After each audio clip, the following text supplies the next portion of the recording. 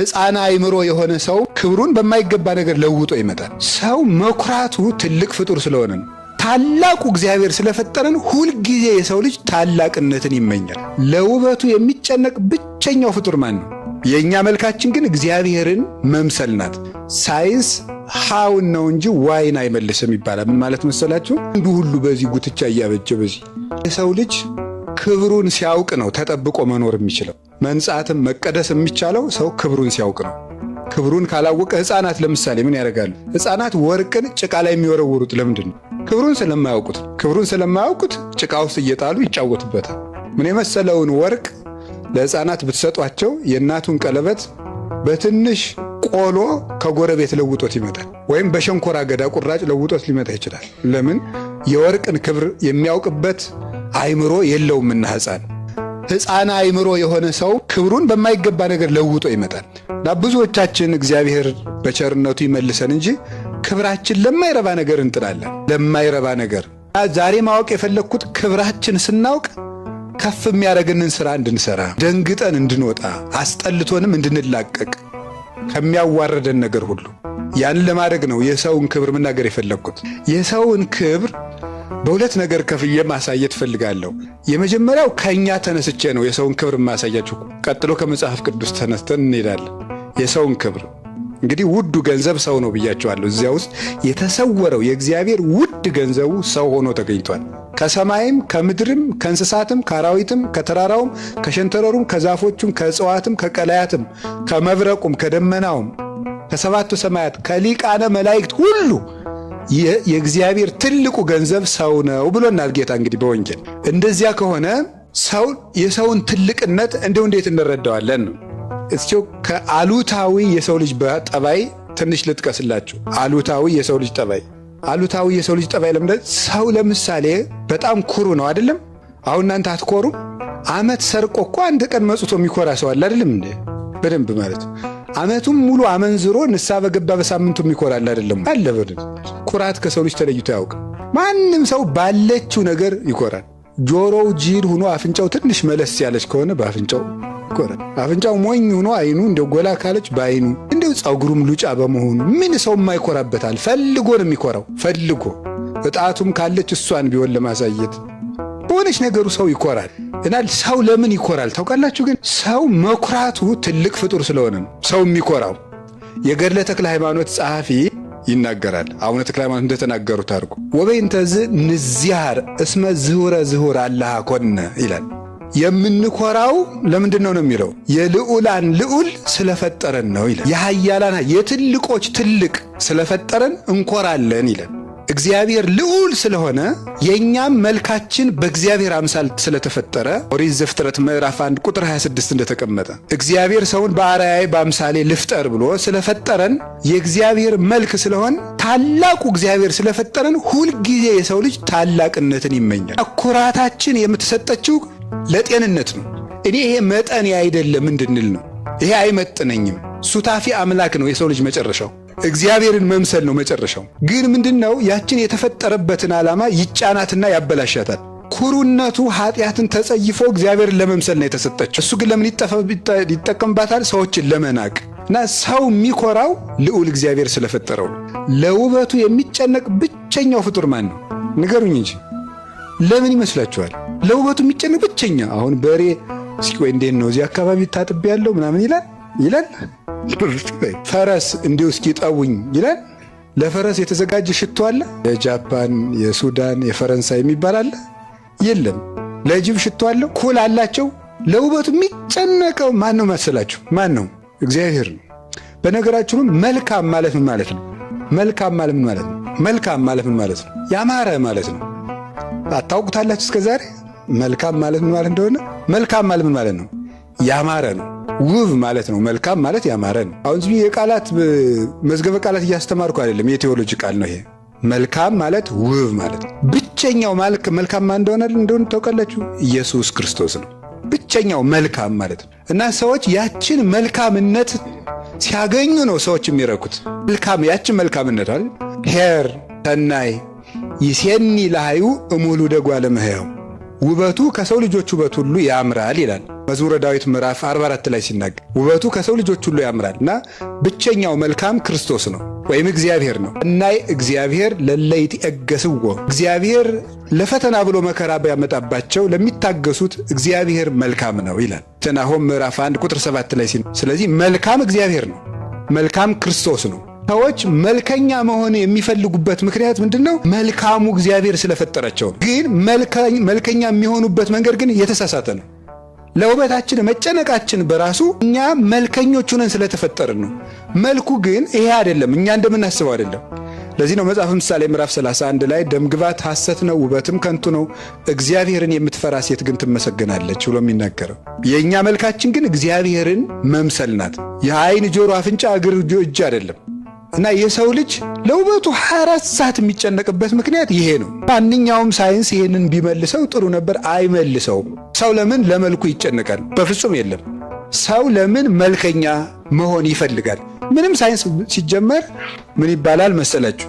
ሳይንስ ሃውን ነው እንጂ ዋይን አይመልስም ይባላል። ምን ማለት መሰላችሁ? ሳይንስ እንዴትን ነው እንጂ ለምንን አይመልስም። እንዴትን ነው እንጂ ለምንን አይመልስም፣ አያውቀውም። ለምሳሌ ንገራችሁ፣ ሰዎች ሲተኙ እንዴት እንቅልፋቸውን አይናቸውን ገጥመው እንደሚተኙ ማንኛውም የአይን ስፔሻሊስት ሊነግራችሁ ይችላል። አንዳንድ ሰዎች ደግሞ አይናቸውን ገልጠው እንደሚተኙም ይነግሯቸዋል። እንደ ሰሎሞን። አሁን ሰሎሞን ሲተኛ አይኑን ገልጦ ነበር የሚተኙ፣ ሲነቃ ደግሞ ይጨፍነዋል። እና አንዳንድ ሰዎች አይናቸውን ገልጠው ይተኛሉ የሚለውን ማንም ባለሙያ ይነግራቸዋል። ለምንድን ነው አንዳንድ ሰዎች ግን ገልጠው የሚተኙት ሲባል መልስ የለውም። ይሄ ተፈጥሮ ነው ብሎ ነው የሚመልሰው ማለት ነው። ለምንን አይመልስም። ሰዎች ለውበታቸው የሚጨነቁበት ምክንያት እግዚአብሔር መልካም ነው፣ በመልካሙ እግዚአብሔር አምሳል ስለተፈጠሩ ነው። ስለዚህ ምንድነው ሁልጊዜ ውበታቸው አያረካቸው። ለምን? ውበታቸው እግዚአብሔር ነው እንጂ ይሄ ስላልነበረ ይሄ አይደለም። እግዚአብሔርን መምሰል ነው እንጂ ውበቱ ሁልጊዜ። ለዚህ ነው አሁን ሰው እንዴት እያደረገ እንደሆነ ታውቃላችሁ? እኔ አሁን በከተማ ምሰድ በውጭ ሀገርም ምሰድ አያቸዋለሁ። የአፍንጫ ጉትቻ የሚያደርጉ ሴቶች አሉ። በጣም ብዙ ነው። በቃ እንደው የከንፈር አለ ጣ ላይ ድረስ ነው አሉ። ሰው አሁን በኦፕራሲዮን ሁሉ መልክ እያበጀ ነው፣ ፊቱን እየተቀዳደደ ማለት ነው፣ በቪላዋ እየቀደደ መልከኛ ለመሆን ማለት ነው። አይጣል እኮ ነው። ለምንድን ነው ይሄ ፍላጎት? አሁን ቢባል ውበቱ ሁሉ አለቀ። እናቴ ድሮ አሁን ቀሚስ አድርገው ያጌጡ ነበር፣ ውብ የሆኑ ነበር እናቶቻችን። አሁን ደግሞ ጨርቃቸውን ጥለው እያጌጡ ነው እህቶቻችን።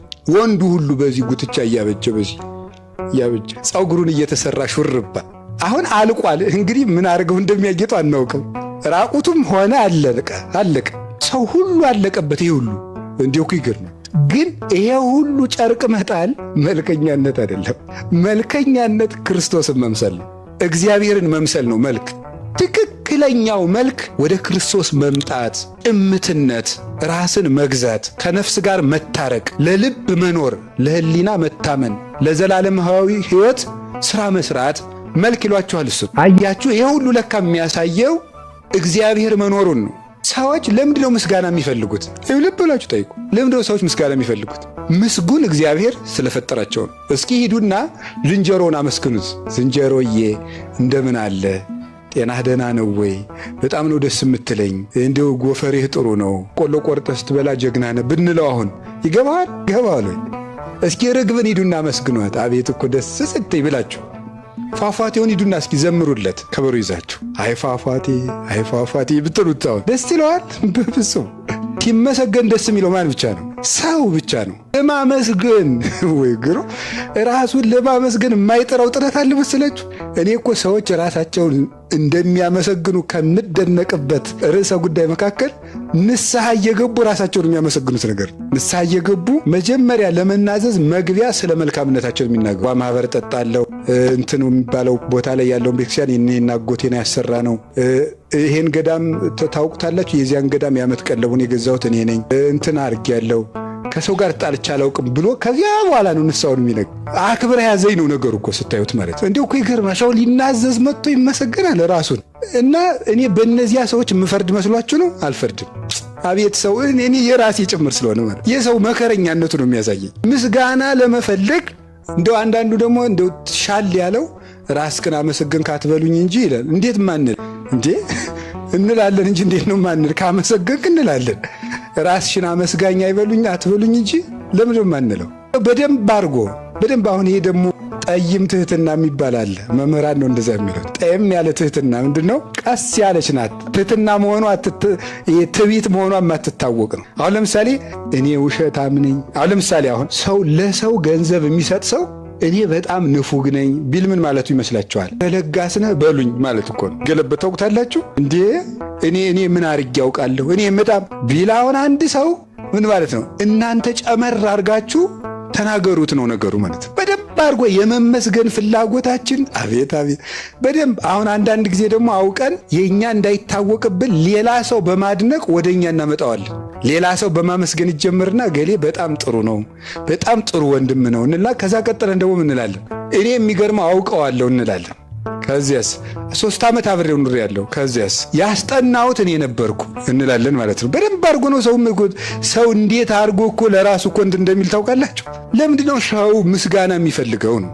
ምስጋና በጣም ይፈልግ። ሕፃናት ወድቀው መሰበራቸው አይደለም የሚያሳዝናቸው። ስለምንድነው ሰዎች ስለነሱ ምን እያሉ እንደሆነ የሚጨነቁ። ከዛ ቤተሰቡ ጎሽኔ ልጅ አንበሳ ምንም አልሆነም ካሉት እየሳቀ ይነሳል። ገርማል እኮ የምስጋናን ጉልበት ተመልከቱት። ሰዎች እኮ ጭቃ ዳልጧቸው ወድቀው ተሰብረው ሁሉ ሰው ቀና ብለው ነው የሚያዩ። ይሄ ምንድነው? ሰው ለምስጋና ስለሚጨነቅ ነው።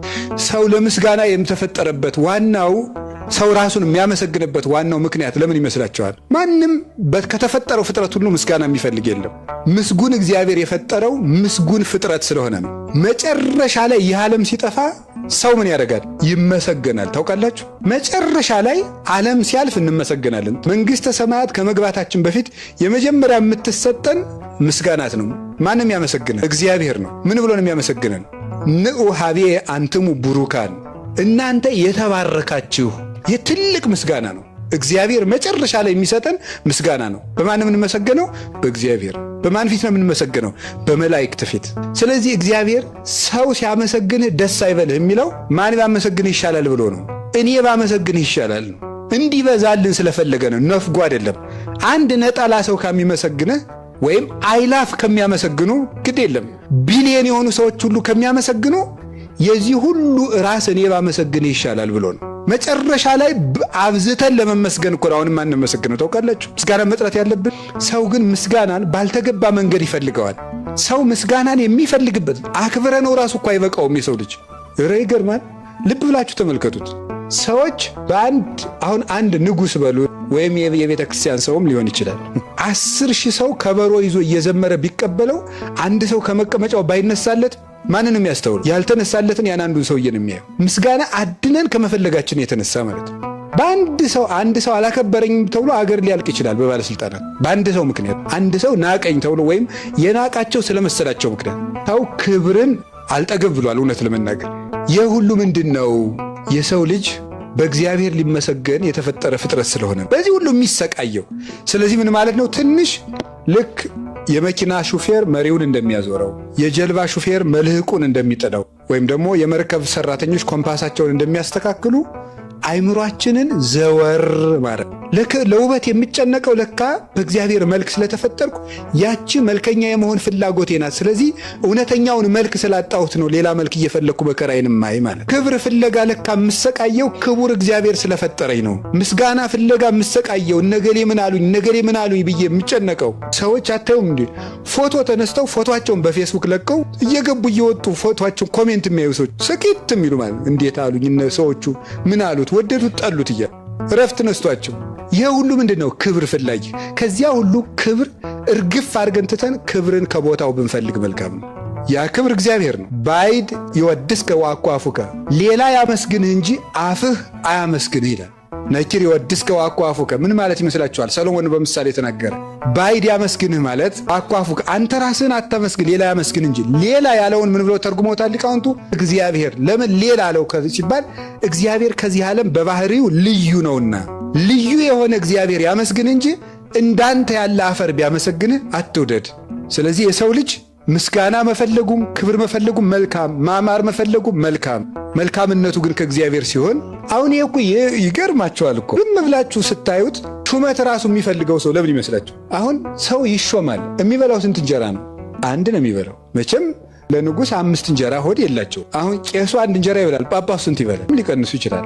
ፓትርያርኩ ሲሆኑ ይጨምራል እንጀራ ሰው ለምንድነው ሹመት የሚፈልገው? እስቲ ቁጭ ብላችሁ አስቡ። ተክለ ሃይማኖት እስቲ አስቡ ዝም ብላችሁ። ሰው ለምንድነው ሹመት የሚፈልገው? ምንም እኮ ለምን እንደሚፈልገው እኮ ያውቀው። ለምን እንደሚፈልገው እኮ ቢያውቀው ሰው በሹመት አይጣላም ነበር። እስመ ፍቅረ ሲመት ደዌ ሰይጣናዊ ትኢቲ ይላል ፍትሐ ነገሥት አንቀጽ 5 ላይ። የሹመት ፍቅር ሰይጣን ያላማው ደዌ ነው ይላል። ሰይጣን ያመጣው በሽታ ነው የሹመት ፍቅር። ያንን ሹመት ሰዎች እንዴት ሹመት እንደሚፈልጉ አታው። እስቲ እድር ለመሆን የሚጀምረው የሹመቱን ፍቅር ራሱ የክፍል አለቃ ለመሆን ነው። ተማሪው ስኩል ወደ ምናጠት ብታዩት የክፍል አለቃ ለመሆን መጀመሪያ ራሱ እሱ እንዲመረጥ ሲፈልግ ስለ ምርጫው ሰፊ ማብራሪያ ይሰጣል። እንደዚህ አይነት ሰው ብንመርጥ ጥሩ ነው፣ ጥሩ አድርጎ የሚመራል፣ ልምድ ያለው ራሱን ነው በመስፈርት አሟልቶ የሚነገረው ማለት ነው። ከዚያ በኋላ ማስታወቂያ እየነገረው ሰዎች እንግዲህ እሱን እንምረጠው ሁሉ ይመርጡታል። ይሄ ሁሉ መከራ ለምን መሰላችሁ? የሚያሳዝን ፍጡር እኮ ነው የሰው ልጅ። ጥሩ ፍጡር ነው። ለምንድን ነው ሹመት የምንፈልገው? እስኪ በሉ ሁላችሁ በሉ። ለምን ይመስላችሁ የምንፈልገው? የንጉሥ ልጆች ስለሆን እኮ ነው።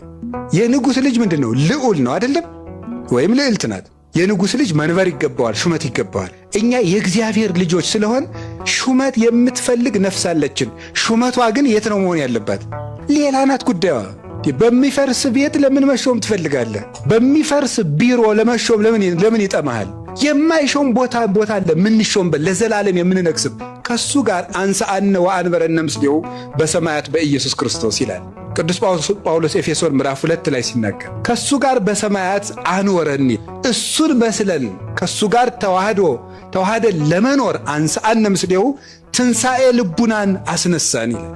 ትክክለኛው ሹመት ከክርስቶስ ጋር መንገስ ነው። ደግሞ እግዚአብሔርን መምሰል ነው። ቅድስና ነው ትክክለኛው ሹመት። ክርስቶስን መስሎ መኖር ነው ትክክለኛው ሹመት። መቃብር ውስጥ የሚሾም አለ? ሲያመው ሹመቱ ከህመም ያድነው አለ? አፄ ምኒልክን ሹመታቸው ከደዌ ያድኗቸዋል? የለም። ደብረ ሊባኖስ ነው ጸበል ሄደው የተጠመቁት ሲታሙ። በገላ ተሰርቶ ማን ይውሰዳቸው ደብረ ሊባኖስ ተብሎ ይላችሁ። ጣሊያኖችን አየር ቦምብ ይዘው የመጡትን ጣሊያኖችን በገጀር አሸንፈው የመለሱት ንጉሥ በሽታን ግን ማሸነፍ አልቻለም። ሰው ለራሱ ንጉሥ መሆን አይችልም። ራሱን መጠበቅ የማይችል ሰው ሹመት መፈለግ የለበትም። አረጋዊ መንፈሳዊ ለዚያ ነው እንደው ንሹምህ ሲሉ ምን በል ይላል። ቆይ እኔ ገና ያላስተዳደርኳቸው የራሴ ግዛቶች አሉ ይበል። እነማን ናቸው እነዚያ? ሕዋሳት ናቸው። ገና ከእግር ጥፍሬ እስከ ራስ ጠጉሬ ብዙ ሕዋሳት አሉ፣ እነሱን ስላልገዛው ይቆየኝ በል ይላል። መሾም ኃጢአት ነው አላልኩም? እሺ መሾም መፈለግ ነው ኃጢአት። ቅዱስ ዮሐንስ አፈወርቅ ይላል የሚሾም አለ አትሾም። የሚሾም እያለ እምቢ ብትል ግን መከራን መፍራት ይሆንብሃል። አልፈተንም ማለት ነው ይላል። የሁሉ ጥድፊያ የሰውነት ክብር ባይገባን ነው። የሰውነት ክብር ቢገባን ግን የሰው ልጅ ክብሩ በዚህ ዓለም መሾም አይደለም። ምንም መጽሐፈ ግንዘቱን ብንሰማው በጣም ደስ ይላል ይል ነበር። ሰው ተቀብሮ እንደተመለሰ ይነበባል። ያው ማንም አይሰማውም፣ በግዝ ተነቦ ያልቃል። እና ምንድን ነው የሚለው? እናንተ ባለጸጎች ከእናንተ በፊት የነበሩ ባለጸጎች ወዴት አሉ? እናንተ በሹመት የምትመኩ ከእናንተ በፊት የነበሩ ሹማምንት ወዴት አሉ? አሉ ወይ? የእነዚያ ማለፍ የእናንተን ማለፍ አያስረዳም? ያስረዳል። እናንተ መልከኞች ከእናንተ በፊት የነበሩ መልከኞች ወዴት አሉ? የሉም። እናንተ በቤት የምትመኩ እናንተ በፊት ወርቀ በዘቦ ግምጃ የነበራቸው ቤቶች በሙሉ ፈርሰዋል። ወዴት አሉ? የሉም። ስለዚህ የእግዚአብሔር ቤተሰቦች ሹመት የምንፈልግበት ምክንያት የሁሉ የሰው ልጅ ክቡር ፍጥረት ስለሆነ ነው። በሰማይ ሹመት ስላለን ነው። ትልቅ ክብር ስላለን ነው። ያችን አበላሽተነው ነው። መደሰት እስኪ መደሰት በሉ። እሺ ለእንስሳት ደስታ አላቸው? የላቸውም? አላቸው? የላቸውም? አላቸው። እንስሳት ደስታ አላቸው? ምክንያት በሌለበት ደስታ የለም ማለት ነው። ምክንያት ለሌለው ፍጡር ደስታ አለው ተብሎ አይነገርም። አመክንዮ ላለው ፍጡር ነው ደስታ የሚነገር። ተደሰተ፣ ተከፋ፣ አዘነ በአመክንዮ ለማያስብ ፍጡር እንደዚያ አይነገርለትም፣ የለውም፣ እሱም አይሰራም። ለዚህ ማለት ነው ደስታ የሚነገረው ምክንያት ላለው አሳቢ ለሆነ አመክንዮና ውጤት ላለው ለሚያደንቅ ፍጡር ነው። ስለዚህ የሰው ልጆች ሁልጊዜ ምን ይፈልጋሉ? መደሰት ይፈልጋሉ አይደል? መደሰት ይፈልጋሉ። ሰዎች ከበሮ ለመምታት የሚሻሙት ለምን ይመስላችኋል? ለእግዚአብሔር ብለው ነው? እስቲ የኔ ሻል ይላል ብለው ነው? የኔ ከበሮ ለእግዚአብሔር ሻል ይላል በደንብ ይሰማዋል ብለው ነው ወይ? አይደለም። ምን ብለው? ለመደሰት እኮ ነው። እናዲ ለመደሰት እኮ ነው። ለእግዚአብሔር ብለው እኮ አይደለም። መደሰት አንዳንዱ ሰው ራሱ ይሄውን ሰባኪው ጭምር እኮ ነው። ስብከት ካልተሰጠው እንደ ዛር ይሄ ፊቱ ሁሉ ቁጥርጥር ጅማት ሁሉ የሚነሳ ሰው ሊኖር ይችላል ብዬ አስባለሁ። አሁን እንደዚያ የሚለው እንዲሁ እኔ ብሰብክ ብሎን እግዚአብሔር የኔን ነው የሚወደው ብሎ አይደለም። ደስ እያለ ስብከቱን ራሱ መደሰቻ ማድረግ ማለት ነው። ሰው ማዳኛ ብቻ ሳይሆን መደሰቻ። የዛሬው ጉባኤ ጥሩ ነበር ይላል። ምኑ ነው ጥሩ የሆነ? ደስ ብሎት ሰው ገዳም ሄዶ ራሱ ደስ የሚል ገዳም ነው ይላል። ምኑ ነው ደስ ያለ? ንስሐ አልገባ፣ አልተናዘዘ፣ አልጸለየ፣ ታሪኩ አልገባው፣ አልሰገደ፣ አላለቀሰ፣ እንዲሁ ደስ ይላል ይላል። ዝም ብሎ እንዲሁ ፍጡር፣ እንዲሁ ተደሳች ፍጡር የሰው ልጅ አይደለም። ሰው ስብሰባ ሲሰበሰብ የሆነ ፍኛ ነገር ተሰቅሎ ምናምን እንትን ምንድነው ያ ሁሉ ነገር? ለምንድን ነው? ሰው ተደሳች ፍጡር እኮ ነው። ስለሆነ ቆሎ እየቆላ ይጎዘጉዝ የለ እንዲህ ሰው ቤት ውስጥ ፈንዲሻ ምንድን ነው? ቆሎ ነው እኮ ስሙን ቀይሮ ነው። ለምንድን ያን ሁሉ የሚያደርገው ለምንድን ነው? ሰው ደስታ ፈላጊ ስለሆነ ነው። ልብስ ውድ የሆነው ለምንድን ነው? ሰው ደስታ ፈላጊ ስለሆነ ነው። አንዱ ከትከሻው ላይ አበባ ያለው ሲለብስ ደግሞ እኔ ከደረቴ ያለው አበባ አሰፋለሁ ሲል፣ አንዱ እንዲያ ሲል፣ ለምንድን ነው ሁሉ ማለቂያ የሌለው ቁፋሮ የመጣው? ሌላው ቀርቶ ግብረ ሰዶማዊነት የመጣው ለምንድን ነው? ሰው ልጅ ደስታ ባለማለቁ ነው። ደስታ ፈላጊ በመሆኑ ሰው ሚስቱን የሚፈታ ለምንድን ነው? ገደብ የሌለው ደስታ በመፈለግ ነው። ባሏ የምትፈታ እንደው ገደብ የሌለው ደስታ በመፈለግ ነው። ያላዩትን ለማየት ነው። ያዩትን በመሰልቸት ነው። የሰው ልጅ የፍላጎቱ ገደብ ማጣት ነው ይሄ ሁሉ ያመጣው። በቃኛ ለማለት ነው። ይሄ ደስታ ለምንድን ነው መሰላችሁ የተሰጠን? ለምንድን ነው ይሄ ደስታ የተሰጠን? እግዚአብሔር እንድንደሰት ነው። በእግዚአብሔር እንድንደሰት የሰው ልጅ ብቻ ደስታ ያለው ፍጡር ነው እና ደስታውን የተሳሳተ ቦታ መጠቀም ሲጀምር ሱሰኛ ይሆናል። አሁን ከሱስ ውጡ፣ አትስከሩ፣ እንዲህ አታርጉ የሚባልበት ምክንያት እግዚአብሔር አድርግና አታድርግ የሚል ጨካኝ ንጉሥ ስለሆነ ሳይሆን ማያልቀው ደስታ ያኛውን ለማግኘት ነው። እናት ልጇን ጡት እንዳይጠባ የምትከለክለው ስለጠላቸው ነው አይደለም።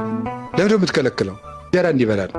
የበለጠ የሚጠቅመውን ለመስጠት ነው። ማር ይስሐቅን ተናግሮታል። የበለጠ የሚያጠነክረውን ምግብ እንዲያገኝ ደካማ የነበረ ለልጅነቱ ብቻ የሚጠቅመውን ወተት ትከለክለዋል።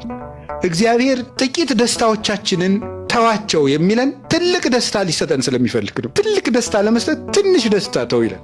አብዝቶ ለማጥገብ ትንሽ እንድንራብ ያደርገን። ለዚህ እኮ ነው ብፁዓን እለ ይላህው ይእዜ እስመ እሙንቱ ይትፌስሑ። ዛሬ የሚያለቅሱ ሰዎች ንዑዳን ክቡራን ናቸው። የልቅሶ አጻፋው ደስታ ነውና ደስ ይላቸዋል ይላል። እግዚአብሔር ልጁን እናቲቱ ሲጠባ ከነበረበት ስትከለክለው ታስለቅሰዋለች። አንዳንድ ጊዜም ሬት ይቀባብናል እኮ ልጅ ሆነን አታስታውሱም? አልተው ካለ ሬት ይቀባበታል፣ ብዙ ነገር ይቀባበታል። እንዲያስጠላው ለምንድን ያን ሬት የሚያመጣ? የበለጠ በልቶ እንዲጠነክርላት ነው ልጇ። እግዚአብሔር ለምንድን ነው አንዳንድ ጊዜ የሚመሩ ነገሮችን በመስጠት ደስ የሚሉን ነገሮችን ይቀማን? ለምንድን ነው እንደዚያ የሚያደርገው? እግዚአብሔር ፍጹም ደስታ ስለሆነ ነው። ለዚህ ነው ቅዱስ ጳውሎስ እብለክሙ ተፈስሑ ዘልፈ በክርስቶስ እላችኋለሁ በክርስቶስ ደስ ይበላችሁ ይላል ፊልጵስዩስ ምዕራፍ 4 ቁጥር 4። ለቅዱሳን ሐዋርያትም ሲነግራቸው ወለፍስሐክሙኒ አልቦ ዘያሃይደክሙ ደስታችሁን የሚወስድባችሁ የለም ይላል። ትክክለኛው ደስታ ክርስቶስ ነው። የሚወስድባችሁ የለም። ለምንድን ነው? ለምሳሌ የመልክን ደስታ ምን ይወስደዋል? እርጅና ይወስደዋል። አይወስደው? በሽታ ይወስደዋል። የምግብን ደስታ ማጣት፣ ረሃብ ይወስደዋል። የወገንን ደስታ መለየት ይወስደዋል። የቤትን ደስታ ስደት ይወስደዋል። የማግኘትን ደስታ ማጣት ይወስደዋል። የክብርን ደስታ መዋረድ ይወስደዋል። የሹመትን ደስታ መሻር ይወስደዋል። የእግዚአብሔርን ደስታ ማን ይወስደዋል? ማንም አይወስደው። ዱላ ራሱ እኮ አልወሰደባቸውም። ታውቃላችሁ? ሰማዕታቱ የሚያስረዱን ይህንን ነው። የሐዋርያት ሥራ ምዕራፍ 5 ላይ መንፈስ ቅዱስን ከጠገቡ በኋላ ወይም የመንፈስ ቅዱስን ምግብና በሰውነታቸው ከተመሉ በኋላ ቅዱሳን ሐዋርያት ሲገረፉ ቆይተው ሲወጡ ደስ እያላቸው ወጡ ይላል። ደስ እንዴት ነው ሰው ተገርፎ ደስ እያለው የሚሆነው? ቅዱስ ቂርቆስ ተገርፎ ከንጉሡ ፊት ሲቀርብ ምን ብሎ ነበር የቀረበው? የሚያበራ ፊት ይዞ ነው የቀረበው። አንተ ሕፃን እንዴት ደስ ትላለህ አለው። አዎ ለእኔማ ደስታ አይገባኝ፣ ለአንተ ግን ለዝንጎዎች ሰላም የላቸውም ይላል ኢሳይያስ። ደስታ፣ ሰላም የእግዚአብሔር ልጆች ነው። ስለዚህ የማይነጥፍ ደስታ ያለው ምንድን ነው ሲባል መስቀል ነው። የክርስቶስ መስቀል የማይነጥፍ ደስታ ነው። ያችን ነው መፈለግ የእግዚአብሔር ቤተሰቦች። እና ሰው ሁሉ በጭንቀት ለምን እንደሚኖር ታውቃላችሁ? መደሰት ስለሚፈልግ። የዋህ ነው እኮ ሰው። በዓለም ሆኖ ሳይከፋው መኖር ይፈልጋል ሰው። እናቴ በዓለም ሆኖ ሳይከፉ መኖር እንዴት ነው የሚሆን? ለምን እንዳንተ ሳይከፉ መኖር የሚፈልጉ ሰዎች አሉ።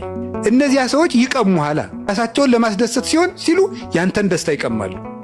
አጋንንት አሉበት። ሰዎች ማሳዘን የሚፈልግ ዓለም በራሱ ሙሉ አይደለም። ስለዚህ ሰው ደስታ የሚፈልግበት ምክንያት ለምንድን ነው ስትሉ በእግዚአብሔር ሊደሰት ስለተፈጠረ ነው። ሊደሰት ስለተፈጠረ ሁልጊዜ ደስታ ፈላጊ ሆነ። ስለዚህ አሁንም ቢሆን ደስታችንን ማስተካከል ነው። ሰላም መኖር ከፈለግ የምንደሰትባቸውን ነገሮች ማስተካከል። እርግጠኛ ሆኜ የምነግራችሁ ከምድራዊ ደስታ ከደቂቃዎች ቀጥሎ ሐዘን አለ።